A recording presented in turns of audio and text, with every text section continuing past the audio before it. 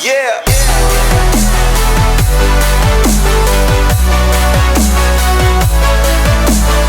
What's up, guys? So, like I said earlier, this is my week 1 of strength hypertrophy new training system that I'm trying to create. Ideally, what I want to do is, so for the first part of my workout, we focus on strength. So we do a primary compound movement. So we'll do bench press, we're going to do deadlifts, we're going to do squats. And those are going to be really the 3 sort of movements that we're really going to base this program around. Everything after that for each workout is going to be focused on hypertrophy. So the idea is to, go in there while you're fresh, try to lift as heavy as possible, build as much strength as possible, but then after that, add more volume in there to really, get as much blood into the muscle and really allow it to grow. So hopefully, and I'm going to document every week of this journey, I will let you know how it goes. So I started off with the bench press.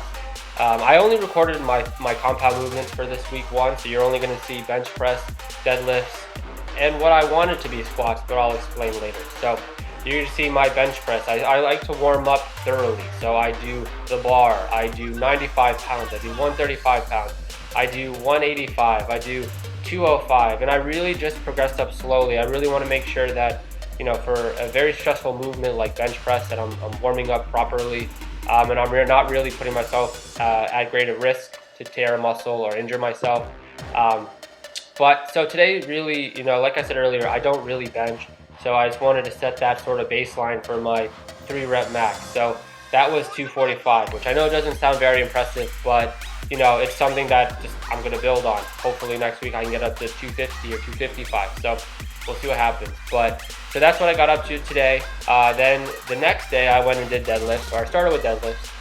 And again, this is something that I don't do traditionally, so I wanted to start slow. Like I said, one with the bar, I did a plate, I did 2 plates, 3 plates, and then I finished with 375, which I did a set of 2 with.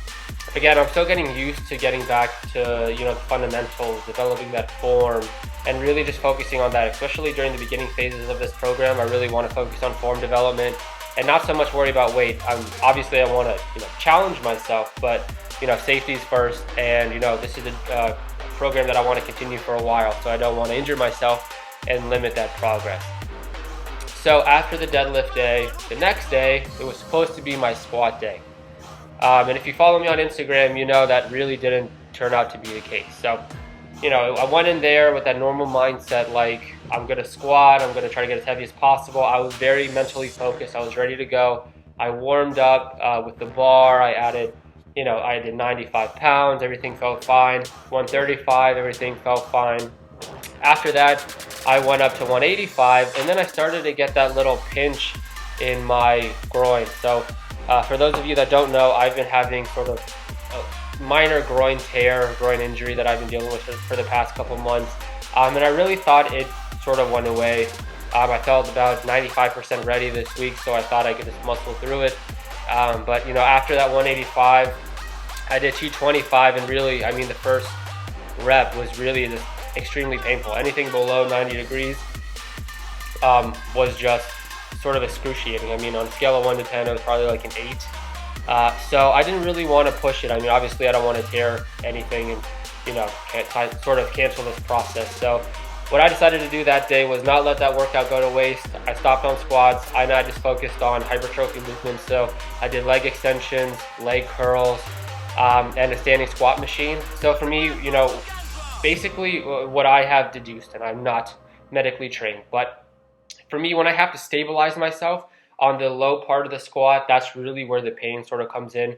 So if I do a squat machine where I don't have to worry about stabilizing myself, I feel fine. So I went on and did that because, I really like to squat. I think it's a good leg development exercise. It really hits, most of the muscles in your legs, and it's really a good bang for your buck movement. So I did that. But, I also wanted to touch on that.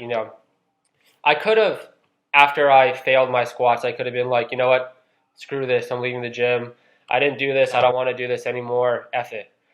But I sort of mentally, talked to myself and told myself, you're here, you're ready to work, you're focused, don't let this go to waste. So I decided, you know what, I'm not going to lose this workout. This is not going to be, this little injury is not going to defeat me. So I really just dug deep, pushed through, and had actually a pretty decent leg workout. I followed it with some HIT cardio I did on the Stairmaster, and everything felt fine.